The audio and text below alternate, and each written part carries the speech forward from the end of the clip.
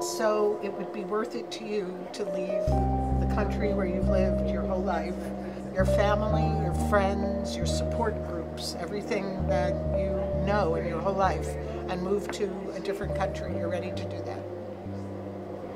Yes, Mom, if that is possible.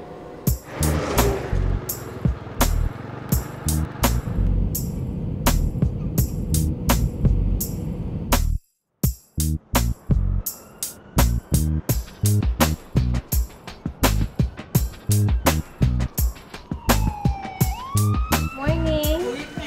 Hi, good morning. Yes, sir. So I got 4 children, and I consider you my children in America. I love my children, and I will love you for 206 days. What about in the 207th?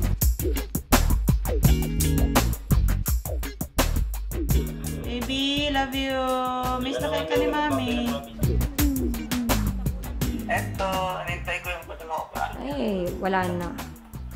Maganda yung Amerika pero dapat masipag ka. Akala nyo madali dito, mahirap dito. And you're not going Agree, Mom! Si Messi nga eh!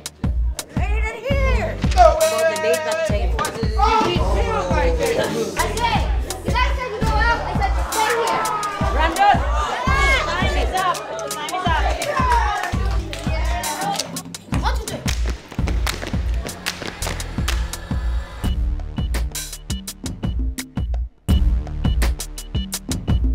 Pagpunta ko sa Amerika, hindi para magbigay ng kung ano-ano lang.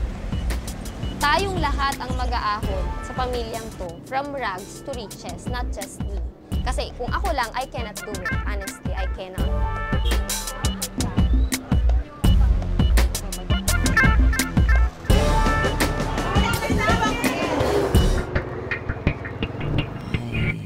I'm just preparing myself for the noisy class today.